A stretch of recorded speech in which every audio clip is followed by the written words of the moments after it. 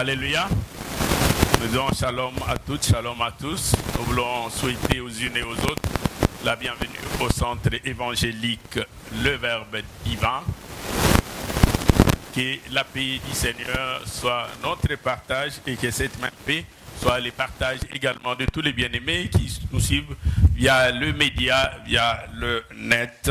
Et si vous voulez suivre nos programmes, ne pas les manquer, allez sur YouTube, cherchez la chaîne Verbe Divin TV, abonnez-vous et vous pouvez aussi cliquer sur la cloche, vous recevrez des alertes chaque fois qu'il y aura un message. Je sais que ensemble nous l'avons déjà fait, ceux qui ne l'ont pas encore fait pourront le faire.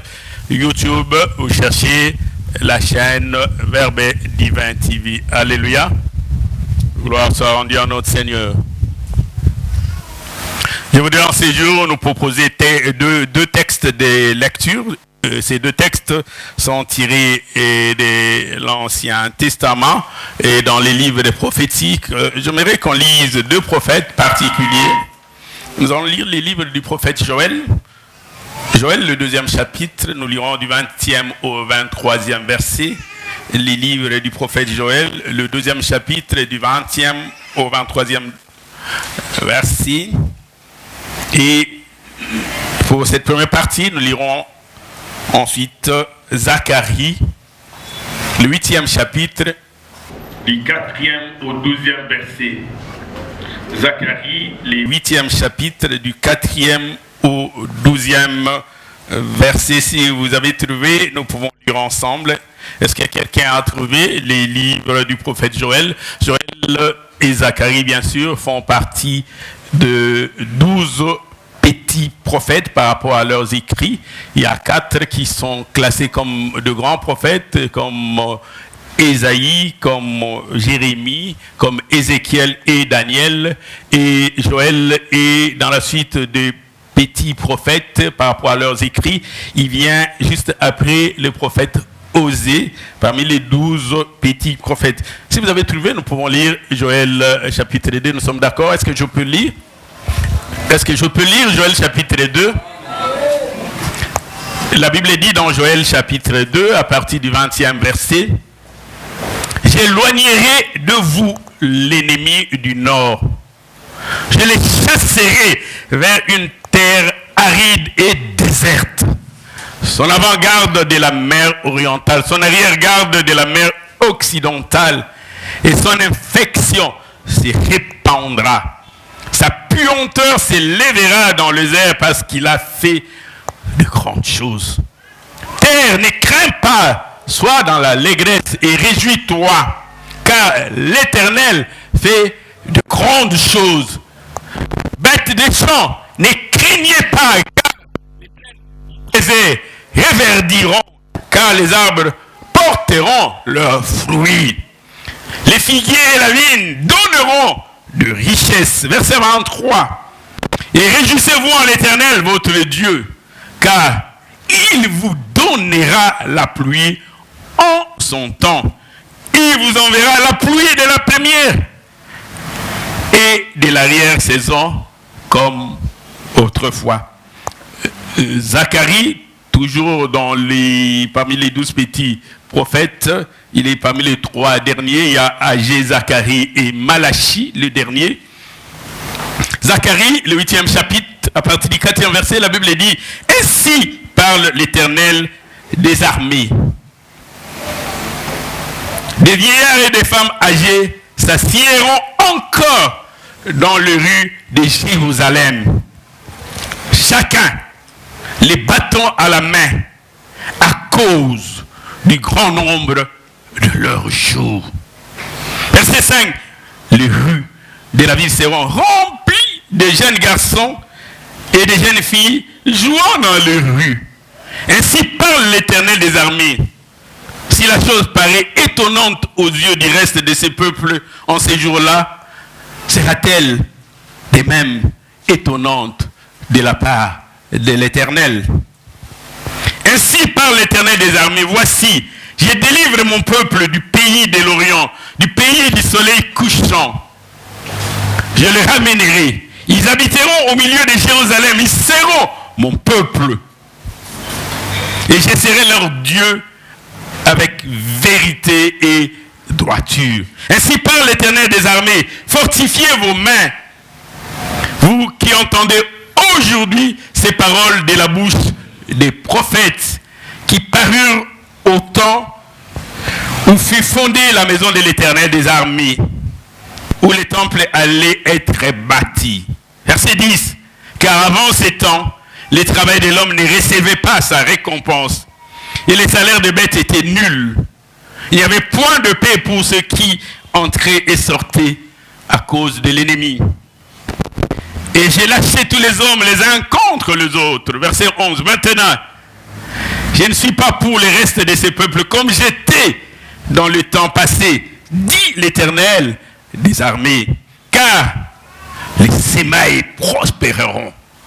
La vigne rendra son fruit. La terre donnera ses produits. J'ai fait réjouir de toutes ces choses le reste, le survivant de ce peuple. Est-ce qu'on peut acclamer la parole du Seigneur? On va nous proposer en ce jour intitulé « J'éloignerai de vous l'ennemi, dit l'Éternel des armées. » J'éloignerai de vous l'ennemi, l'envahisseur, les persécuteurs, les truands, les malfaiteurs, dit l'Éternel des armées. Cette promesse, cette prophétie, nous la trouvons dans les livres de Joël, les premiers textes que nous avons lus, le 2e chapitre, le verset 20, où Dieu dit à son peuple qu'il va éloigner l'ennemi et il les chassera. Lui-même s'en chargera, ce n'est pas toi. Il dit, je les chasserai vers une terre aride, une terre desséchée, une terre déserte. Et il consumera. Vous entendrez parler de sa chute, mais aussi son infection, sa puanteur s'élèvera dans le désert. Parce que l'Éternel qui a fait la promesse est fidèle, il dit, je ferai ces choses. Et à nous, à toi mon frère, à toi ma soeur, il nous demande une seule chose, de nous réjouir. Pas parce que nous avons déjà vu ces choses, mais parce que celui qui a fait la promesse est fidèle. Il dit, je ferai ces choses. J'éloignerai de vous l'envahisseur. J'éloignerai de vous les persécuteurs. J'éloignerai de vous les calomniateurs, l'accusateur. Et il dit à la terre, tu n'as aucune raison de craindre. Et si tu as une chose à faire, c'est de te réjouir, c'est d'être dans l'allégresse, dans la joie. Parce que l'Éternel promet, il fait la promesse de faire de grandes choses. Il ne fera pas seulement pour les hommes, il dit même les bêtes des champs auront du pâturage, parce que le désert va reverdir. Même les arbres porteront leurs fruits. Et vous, postérité d'Abraham, vous, enfants de la promesse, soyez dans l'allégresse. Parce que Dieu donnera de sa pluie. Il ne vous le privera pas, il donnera de sa rosée. Comme autrefois, comme avant la chute, comme avant la perte, comme avant la déchéance. Alléluia. Alléluia. Alléluia. Le prophète Zacharie lui dit, et il annonce, il ne dit pas que ces paroles sont de lui, mais il dit ainsi parle l'Éternel pour attribuer la paternité de ce qu'il dit à Dieu, au Créateur. Dans Zacharie chapitre 8, ça peut paraître peu de choses, mais le prophète Ésaïe annonce de grandes choses, de choses étonnantes. Et cette prophétie est encore d'actualité aujourd'hui. Voici ce que le prophète Zacharie dit dans le 8e chapitre, le 4e verset. Il dit, des vieillards et des femmes âgées s'assiéront encore. Il dit encore, c'est-à-dire, Dieu va ramener la longévité. Il y avait des calamités, des maladies qui faisaient que des jeunes puissent mourir. Mais cette fois-ci, il dit, vous verrez de nouveau des vieillards et des femmes âgées assis dans les rues de Jérusalem. Des choses que vous n'avez pas vues il y a longtemps. Parce qu'il y avait des guerres. Les gens n'avaient pas la possibilité de vieillir. Mais Dieu dit de nouveau, vous verrez des hommes et des femmes porter des cheveux blancs. Vous verrez des vieillards et des femmes âgées assis dans les rues de Jérusalem.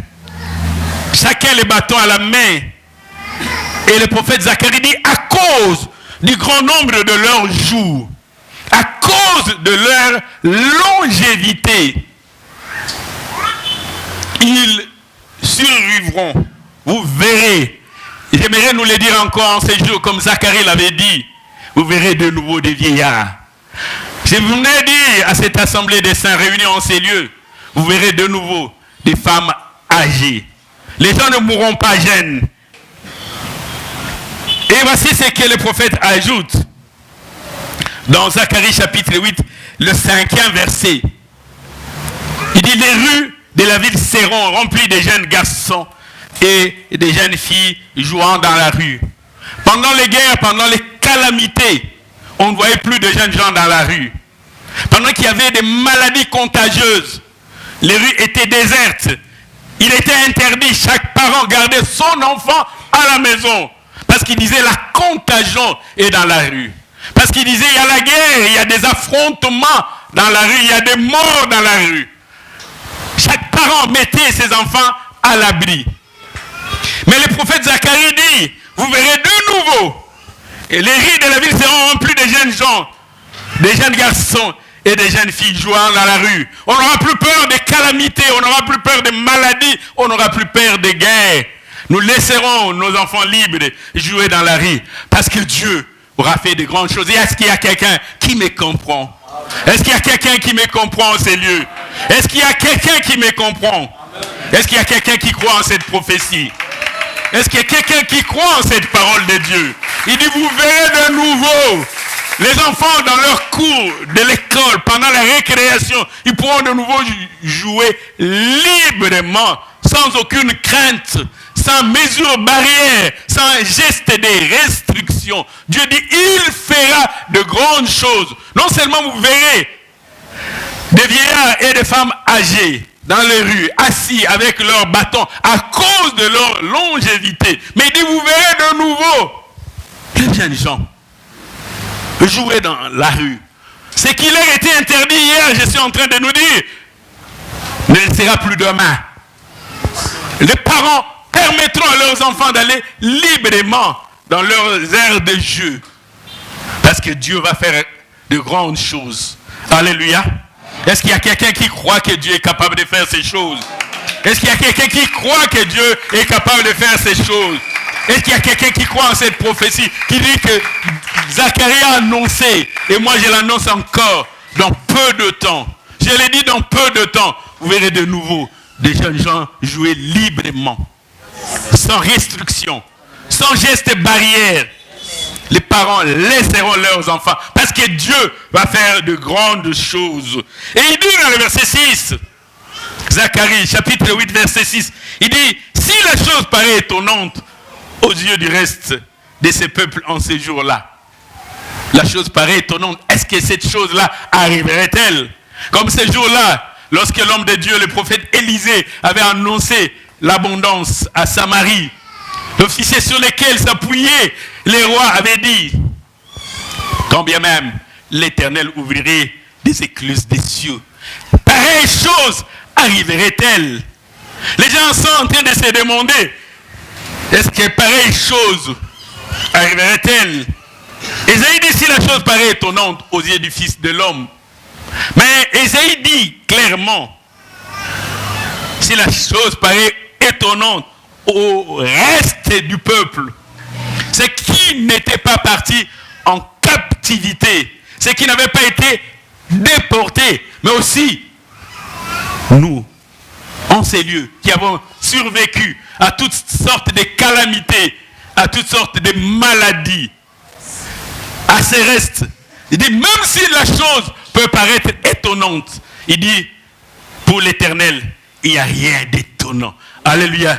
Y a-t-il quelque chose qui soit étonnante de la part de l'Éternel? Si la chose peut étonner, si la chose peut paraître invraisemblable, mais je voudrais nous le confirmer, Dieu fera la chose. Nous verrons de nouveau des vieillards. Nous verrons de nouveau les jeunes gens jouer dans la rue. Sans restriction. Je l'ai dit encore, sans geste barrière. J'aimerais que quand vous quitterez ces lieux, que vous partiez avec ces messages, mais aussi avec cette prophétie, avec cette promesse de l'Éternel. C'est Dieu qui est fidèle. Que vous partiez avec cette promesse de la part de Dieu. Alléluia. Vous verrez de nouveau les jeunes gens jouer sans restriction. Parce que Dieu a promis de faire. Il dit, je délivre mon peuple. Quel que soit l'adversaire, quelle que soit la guerre, la maladie, l'adversité, les combats, quelles que soient les persécutions. Et quand il dit je délivre mon peuple, je délivre mes élus, je délivre mes enfants, il est en train de dire, vous connaîtrez ces choses, mais oui, vous allez survivre. Vous traverserez les eaux ne vont pas vous submerger. Vous traverserez le feu ne vous consumera point. Il parle au reste comme s'ils étaient des survivants. Bien-aimés dans le Seigneur, si tu ne le sais pas, tu es parmi les survivants. Alléluia. Alléluia. Gloire soit rendue à notre Seigneur. Gloire soit rendue à notre Seigneur. Dieu dit, même si vos mains tremblent, même si vos mains sont languissantes, fortifiez-vous. Parce que Dieu va faire des choses qui vont étonner. Et c'est qu'il nous demande de commencer déjà à nous réjouir avant même de voir ces choses. Parce que celui qui a fait la promesse n'est pas un homme pour mentir, ni un fils de l'homme pour se repentir de ce qu'il a dit. Il dit, les semailles prospéreront. C'est-à-dire, vous travaillerez et vous allez récolter les fruits de votre travail. Alléluia. Vous travaillerez et vous récolterez les fruits de votre travail. Vous ne travaillerez jamais en vain. Dieu a fait la promesse. Je suis en train de nous dire, je suis venu nous annoncer un temps nouveau. C'est temps qui vient et qui ne tardera pas. Dieu dit, j'éloignerai de vous l'ennemi. Alléluia. J'aimerais que rapidement nous puissions poser la pierre d'assise qui est notre fondement pour cet enseignement, ce qui nous permettra bien sûr d'évoluer par la suite. J'aimerais d'abord commencer par parler de ces deux prophètes. Nous avons lu les prophètes Joël, mais nous avons aussi lu les prophètes Zacharie. J'aimerais parler d'abord de ces deux prophètes. Joël voudrait dire, Yahweh est Dieu. Joël voudrait dire, l'Éternel est Dieu. Pour dire, il n'y a point de divinité en dehors de Yahweh. Il est omnipotent, omnipuissant, omniprésent. Tous les autres qui se déclarent Dieu ne sont pas Dieu. Et en réalité, la Bible elle-même ne dit pas grand-chose par rapport à Joël, qui est fils de Pétuel. Quand on lit les premiers versets, on donne son ascendant, son père, on dit qu'il est fils de Pétuel. Mais Joël annonce deux choses qui ressemblent aussi à ce que nous vivons en ces temps présents. Il commence d'abord par annoncer l'invasion des sauterelles. On identifie cette invasion des sauterelles par l'agression de l'armée syrienne. Lorsque nous lisons Joël dans le premier chapitre, le 4e verset, il dit qu'il y aura une destruction terrible. Joël, le premier chapitre, le 4e verset, il dit, c'est qu'a laissé les gazam, la sauterelle l'a dévoré. C'est qu'a laissé la sauterelle, les gélèques l'a dévoré. C'est qu'a laissé les gélèques, les acides l'a dévoré. Une invasion. Si tu ne meurs pas par l'épée, tu mourras par la flèche. Ou tu mourras parce que tu es mordu mordu par un serpent, ou tu mourras par la faim, ou tu mourras par la maladie. Mais la suite, la fin est inévitable. C'est que la sauterelle aura laissé, Gélec va dévorer. Et c'est que Gélec va laisser, Léacile va dévorer. Voici le premier message que donne Joël. Et le même Joël annonce la rédemption, le rétablissement, ce qu'il appelle le remplacement. Tout ce que tu auras perdu pendant ton insoumission, pendant ton insubordination, pendant ta rébellion, pendant que tu es éloigné de Dieu. Lorsque tu reviens à l'Éternel, Dieu t'est rétabli. Il te redonne tout ce que tu avais perdu. Il dit dans le 2e chapitre, Joël, le verset 25, il dit, je vous remplacerai les années qu'ont dévoré la sauterelle, les Gélec, les Assil et les Gazam. Le premier message, c'est que les Assil, les Gélec, les Gazam viendront dévorer. Mais dans la rédemption, lorsque tu reviens à Dieu, ces années que tu avais perdues quand tu étais loin, vivant dans la désolation,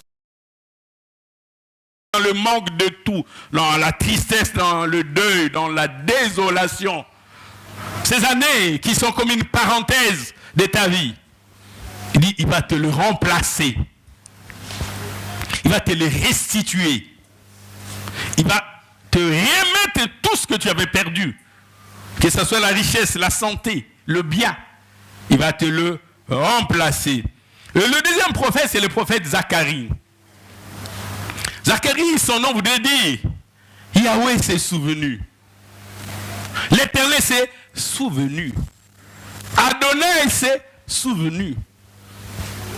Et loin, dans les ténèbres, nous étions comme abandonnés par Dieu. Mais Dieu, dans sa miséricorde, il s'est souvenu de la promesse, de l'alliance faite avec Abraham. Je suis en train de dire à quelqu'un, Dieu va se souvenir de toi. Alléluia. Tu ne seras jamais rejeté pour toujours. Jamais abandonné pour toujours. Alléluia. Alléluia. Est-ce qu'il y a quelqu'un qui me suit en ces lieux? Est-ce qu'il y a quelqu'un qui me comprend? Je suis en train de nous dire, Zacharie veut dire, l'Éternel s'est souvenu. Et Dieu va se souvenir de quelqu'un. Et lorsque nous lisons le prophète Zacharie, nous prenons les 6 premiers chapitres. Ça contient une série de 8 visions de l'aide que Dieu apporte à son peuple qui est opprimé, à son peuple qui est dans la désolation, dans la servitude, dans l'esclavage, dans la souffrance, dans le manque de tout, qui a perdu même ses droits, les droits les plus fondamentaux. Son peuple qui est vendu comme du bétail, qui s'échange à cause du sel. Et Dieu se souvient de son peuple abandonné, rejeté. Bien-aimé dans le Seigneur, un homme peut te rejeter, ton père peut te rejeter, ta mère peut t'abandonner, tes frères, tes soeurs, ton entourage. Mais l'Éternel ne te rejettera pas. L'Éternel va se souvenir de toi. C'est ainsi qu'il dit par Ésaïe, une mère oublie-t-elle l'enfant qu'elle allait? N'a-t-elle pas compassion du fruit de ses entrailles? Mais il dit, quand bien même une mère oublierait son enfant, moi, l'Éternel, je ne t'oublierai pas parce que j'étais gravé sur mes mains. J'ai dit à quelqu'un, Dieu a gravé ton nom sur ses mains. J'ai dit à quelqu'un, Dieu a gravé ton nom sur ses mains. Est-ce qu'il y a quelqu'un qui m'entend en ces lieux? Est-ce qu'il y a quelqu'un qui m'entend en ces lieux? Est-ce qu'il y a quelqu'un qui m'entend en ces lieux? Dieu a gravé ton nom sur ses mains. Il ne t'oubliera pas. L'Éternel s'est souvenu. Dans la souffrance où tu étais, dans l'esclavage, la désolation, la peine, la persécution, dans toutes sortes de maladies, Dieu s'est souvenu de toi. Et le dernier chapitre de Zacharie annonce la purification de Jérusalem et la victoire finale de Yahweh. Quand nous lisons Zacharie, le 14e chapitre, le 12e verset, les prophètes disent ceci, Zacharie chapitre 14, le verset 12. Voici la plaie dont l'Éternel frappera tout le peuple qui auront combattu contre Jérusalem, qui auront combattu contre sa ville sainte, qui auront combattu contre la postérité d'Abraham, qui auront combattu contre les élus de Dieu. Dieu dit, il les frappera de plaie. C'est-à-dire, Dieu il dit, c'est à lui la vengeance, à lui la rétribution. Dieu s'est souvenu. Ils t'auront persécuté, ils t'auront maltraité, ils t'auront même ravi de bien. Mais quand Dieu se souvient de toi, comme ce jour-là, le roi David, quand il était assis dans sa royauté, il s'est souvenu de l'alliance qu'il avait faite avec Jonathan. Et David pouvait dire, restait-il encore quelqu'un de la maison de Saül pour qu'il juge envers lui de la bonté de Dieu à cause de Jonathan. Si bas, les serviteurs de Saül et de Jonathan va dire, oui, il y a un fils, Méphibosheth, perclus de pied. Il habite où? Il est à Lo-débar, dans la maison de Makir, fils d'Amiel.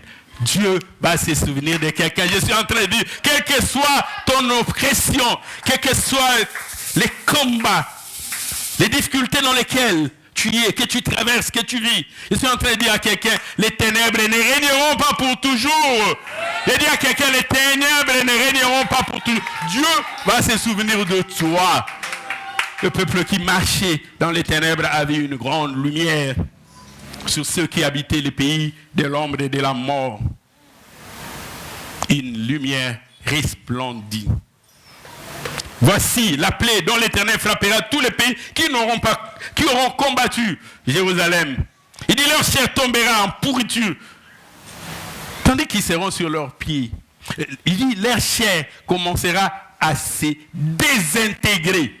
Vous voyez quelqu'un qui tient debout, mais sa chair commence à se désintégrer. Sa chair commence à pourrir. Il dit, leurs yeux tomberont en pourriture dans leurs orbites, et leur langue tombera en pourriture dans leur bouche. Dieu va se souvenir de quelqu'un. Alléluia. Amen. Alléluia. Amen.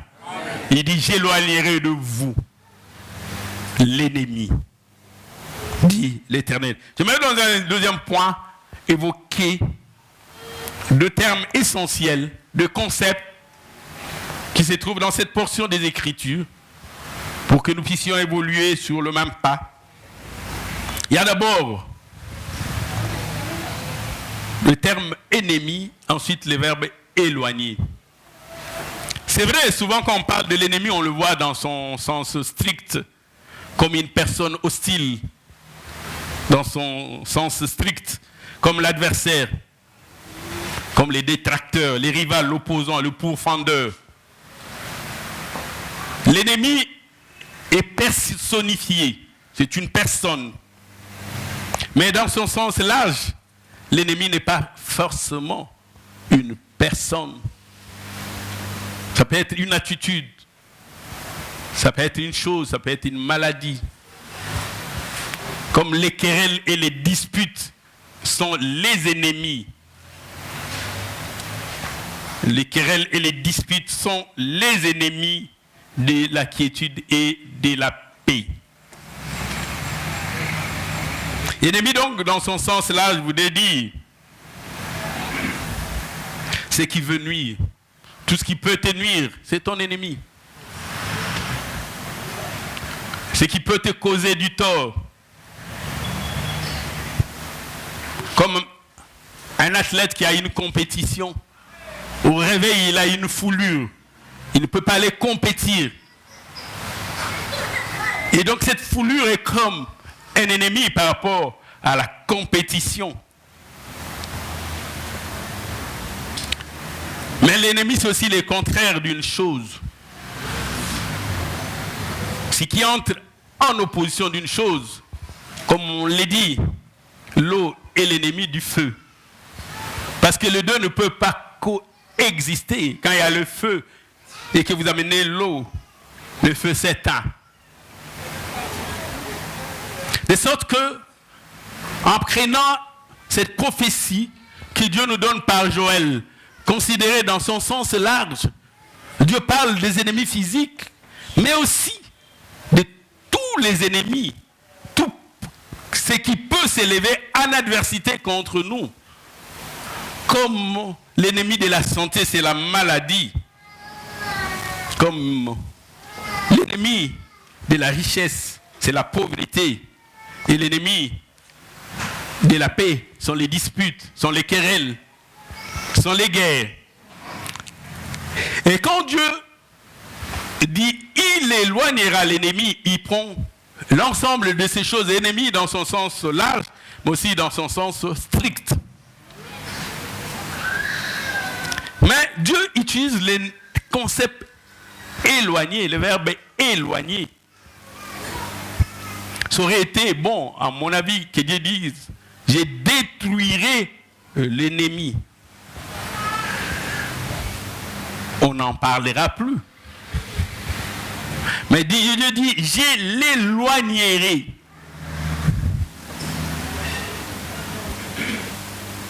Et il ajoute « vous ». Je l'éloignerai de vous. Il voulait dire ceci. Ces choses cesseront d'exister pour vous. Mais pour les autres, ça va demeurer. C'est que vous ne verrez plus. Parce que ça sera loin de vous. Mais ça peut être proche des autres. Et donc, il s'agit d'une promesse sélective, pas d'une promesse générale. Parce que la promesse s'adresse à vous. Et c'est pour vous que Dieu fait la promesse. Et c'est pour vous qu'il va éloigner l'ennemi. Vous ne verrez plus l'ennemi. Vous ne verrez plus la maladie. Vous ne verrez plus la désolation. Vous ne verrez plus les guerres. Mais il ne dit pas qu'il n'y aura plus de guerres. Il ne dit pas qu'il n'y aura plus de maladies. Mais il va éloigner cela de vous. Cette promesse est une promesse singulière. Il voulait dire que l'ennemi ne disparaîtra pas. Mais il sera loin de vous. La maladie, elle sera là. Mais elle ne s'approchera pas de votre tente. Les guerres, il y en aura. Mais pas chez vous. Les querelles, il y en aura, mais pas chez vous. La méchanceté, la division, l'enchantement, l'envoûtement, il y en aura. Mais pas chez vous. Éloigner, c'est mettre en une grande distance, faire aller plus loin, chasser, écarter ou fermer la porte. Dans le 7e chapitre, le 15e verset d'Hétéronome, le 7e chapitre, dans le 15e verset, l'Éternel dit ceci. Voici ce que l'Éternel dit. L'Éternel éloignera de toi toute maladie. Il présente ici la maladie comme étant l'adversité, comme l'ennemi qui vient te déranger. Pas seulement toi et ton corps. Quand la maladie vient, ce n'est pas seulement toi qui souffres. Même aussi ta poche souffre. Même tes proches parents souffrent.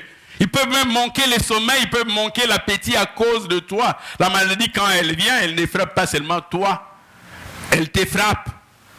Elle frappe ta poche, tes avoirs, tes richesses. Déstabilise tes proches. Les met dans l'inquiétude. Et Dieu dit dans Deutéronome chapitre 7, 15e verset, « J'éloignerai de toi la maladie. » Alléluia. C'est-à-dire que la maladie sera loin de toi. Toi, tu ne verras pas la maladie. Dans ta cour, les enfants, les jeunes filles et les jeunes garçons joueront de nouveau. Sans gestes et barrières, sans restriction. Mais cette promesse, c'est pour toi. Ce n'est pas une promesse générale. Elle est singulière, elle est particulière. Vous, les élus de Dieu, vous, les mis à part de Dieu, vous, les bénis de l'Éternel, vous qui l'appelez chacun par son nom, vous qui l'a gravé sur ses mains, il dit pour vous laisserez vos enfants jouer tranquillement. Dieu aura éloigné la maladie, il aura éloigné la pauvreté, il aura éloigné la sécheresse, il aura éloigné la stérilité. Dieu fera ces choses pour toi. Le psalmiste dit dans le psaume 91, que nous avions lu déjà ici, le psaume 91, vous allez lire le 7e et le 8e verset aussi, les 10e. Le psaume 91, le 7e et 8e verset. Puis le 10e dit, que mille tombent à ton côté. Il est en train de dire, il y en a qui seront atteints. Il est en train de dire, il y en a qui seront frappés. Il est en train de dire, il y en a qui seront touchés. Il y en a qui seront concernés par l'enchantement, l'avoutement, la divination, la sorcellerie. Amen. Il y en a qui seront envoûtés. Et 10 000 à ta droite, tu ne seras pas atteint. Il dit, de tes yeux seulement tu regarderas et tu verras la rétribution, le salaire, la récompense de méchants, des infidèles. Toi, tu ne seras pas frappé. Dieu mettra devant toi un bouclier. Et dans le verset 10, il dit, aucun malheur ne t'arrivera. Aucun fléau n'approchera de ta tente, de ta maison, de ta résidence. Ne pourra pas approcher. Dieu éloignera. Alléluia. J'ai dit à quelqu'un, Dieu éloignera l'ennemi de toi. Tu n'auras pas à craindre l'ennemi. Tu n'auras pas à craindre l'ennemi. Les enfants d'Israël qui marchaient selon la promesse de Dieu, ils avaient entendu l'ange de destruction passer. Mais puisqu'ils avaient une alliance avec Dieu, au travers le sang qu'ils avaient mis sur les linteaux et le poteau transversal. Lorsque l'ange venait et qu'il voyait les signes de l'alliance, il voyait la marque du sang, l'ange passait. L'ange de destruction passait. Des enfants d'Israël n'étaient touchés. L'ange passera, mais toi tu ne seras pas touché. Tu entendras seulement de pleurs chez le voisin. Tu entendras seulement les gémissements. Mais pour vous, Dieu dit, j'éloignerai l'ennemi. Tu entendras parler de la sécheresse, mais Dieu éloignera ça de toi. Tu entendras parler de la disette, cette disette existera, mais Dieu éloignera cela de toi. Tu entendras parler de la stérilité. Dieu éloignera cela de ta tente, de ta maison. Dieu éloignera. Aucun malheur ne t'arrivera pas. Je suis en train de dire à quelqu'un, l'Éternel peut même se servir des calamités, des maladies, même de la persécution, pour établir la différence entre ses élus et les infidèles. Parce que ces jours-là, en Égypte, lorsque l'ange frappait, il a établi la différence. Dans la maison des Égyptiens, ils pleuraient, les fils aînés. Mais chez Israël, c'était la tranquillité, la quiétude. Ils étaient dans la joie. Alléluia. Je suis en train de nous dire, ces fléaux qui frappent, ça peut aussi servir à établir la différence entre ceux qui servent l'Éternel et ceux qui ne le servent pas. Entre ceux qui croient en lui et ceux qui ne croient pas en lui. Dieu fera ces choses-là. Alléluia. Les enfants vont de nouveau jouer. Dieu éloignera les méchants et les malins. Dans un troisième point, j'aimerais rapidement parler des objectifs que nous nous assignons. Quels sont les objectifs? Le premier, pour les uns, c'est informer, pour les autres, c'est rappeler, rafraîchir, remémorer, édifier, quelqu'un éclairer ou renseigner. Qu'étant tous enfants de Dieu, nous sommes participants aux promesses et donc nous sommes des co-héritiers. Quand on dit le vous là, quand Dieu dit vous, j'éloignerai de vous l'ennemi. Vous devez être compris dans le vous. Parce que, participant aux promesses de Dieu, enfants de la promesse, co-héritiers avec Christ. Quand Dieu dit, j'éloignerai de vous l'ennemi, vous êtes concernés par le vous. Parce que vous êtes en alliance avec Dieu. Parce que chez vous, il y a la marque de l'alliance, la marque du sang. Quand l'ange de destruction arrive, il voit la marque du sang. Il dit, ici, il y a l'alliance. Donc, tu es concerné par la promesse. Je voudrais dire à quelqu'un, tu es concerné par la promesse de Dieu. J'ai dit à quelqu'un, tu es concerné par cette promesse.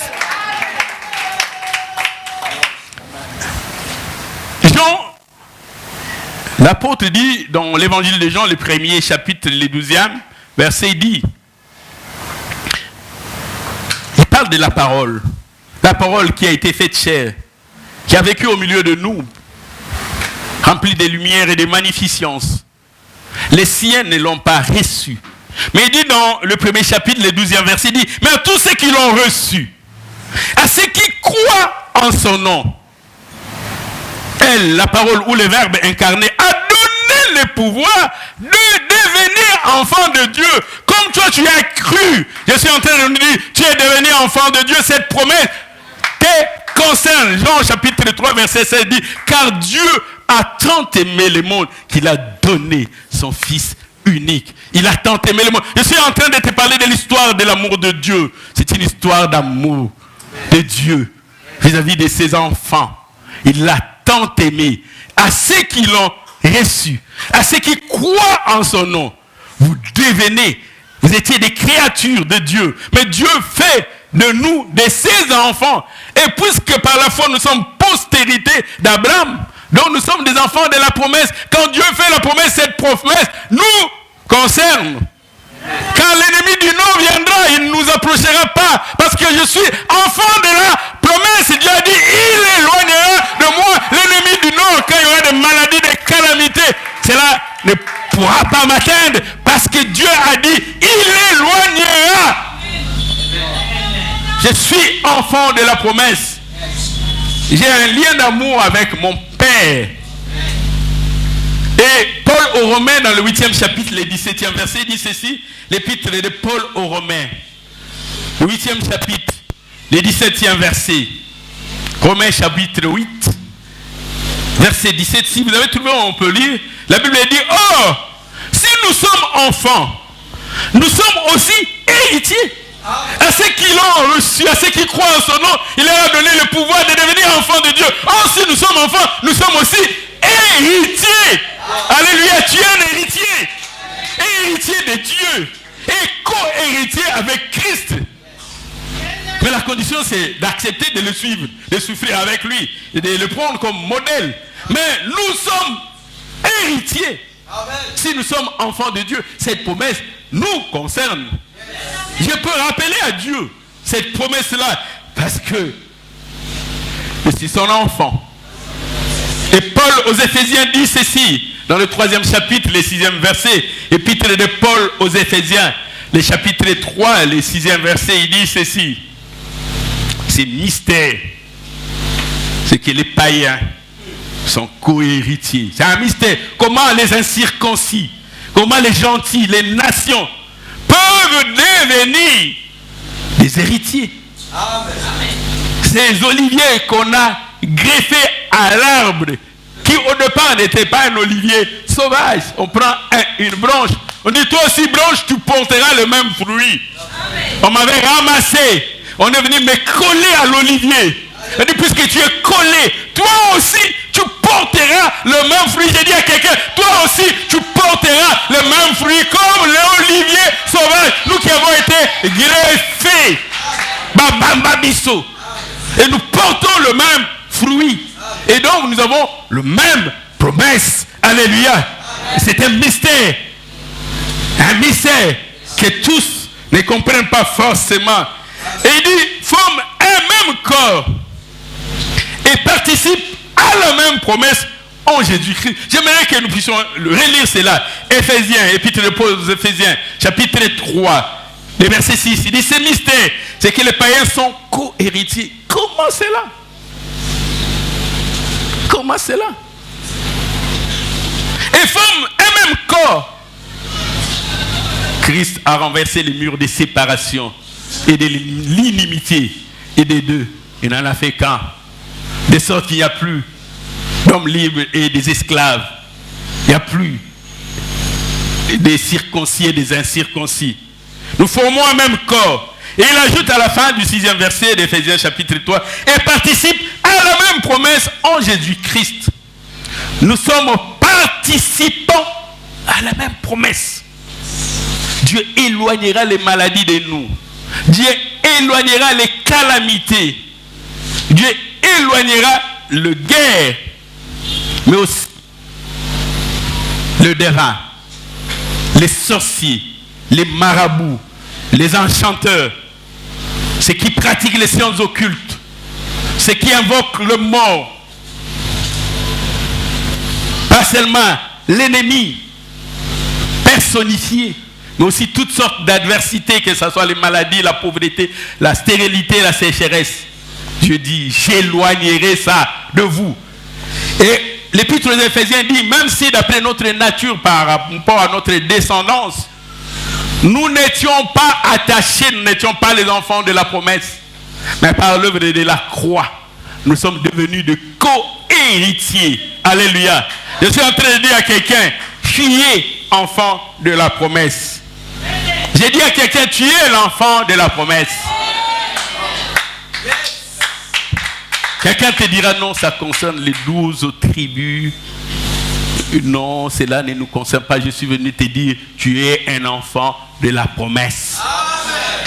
Tous ceux qui sont nés de Jacob ne sont pas forcément Israël. J'ai dit à quelqu'un, tous ceux qui sont nés de Jacob ne sont pas Israël. Nous sommes des circoncis, pas par la main d'un homme. Ceux qui s'appellent circoncis ont été circoncis par la main d'un homme. Notre circoncision en nous est spirituelle. Et donc, nous sommes des enfants de la promesse. Nous ne sommes pas de la descendance d'Ismaël. Nous sommes de la descendance d'Isaac. Enfants de la promesse. Alléluia. Est-ce qu'il y a quelqu'un qui croit en ces choses? Est-ce qu'il y a quelqu'un qui croit en ces choses? Je suis en train de nous dire, nous sommes des enfants de la promesse. Alléluia. Cette promesse est pour toi. Deuxième objectif, faire profiter à tous. Un héritier qui vit, il ne sait pas que son père lui a laissé des multitudes de maisons. Comment vous êtes là vers Kinshasa vous dire au revoir. Il dit, mais toi tu as des propriétés à Gombe. Va occuper, tu as des villas. Il y a des gens qui ne le savent pas. Ils vivent dans l'ignorance. Ils ne savent pas qu'ils sont des co-héritiers et qui possèdent des choses. Il dit, j'avais dit, vous êtes des dieux.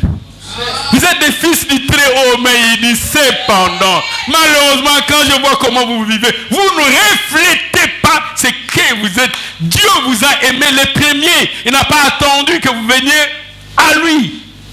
Car Dieu a tant aimé le monde qu'il a donné son Fils unique. Tu as une histoire d'amour avec ton Dieu. Il n'a pas attendu que tu viennes à lui. Nous faire profiter. Savoir que nous sommes enfants de la promesse. C'est ainsi que tu dois te réjouir de vivre dans la tranquillité. Même ce que tu n'as pas encore vu, il dit Esalie, par la foi tu le verras. Parce que la foi, c'est une démonstration de choses qu'on ne voit pas. Tu démontres les choses qu'on ne voit pas. Une ferme assurance de choses que tu espères, mais tu démontres les choses que tu ne vois pas. Tu es là, tout serein, tu dis, je suis héritier. Faire profiter à tous. Et comme les Actes des Apôtres le disent dans le 2e chapitre, le 39e verset, Actes des Apôtres, chapitre 2. Le 39e verset, il dit, car la promesse est pour vous. Amen. Pour vos enfants.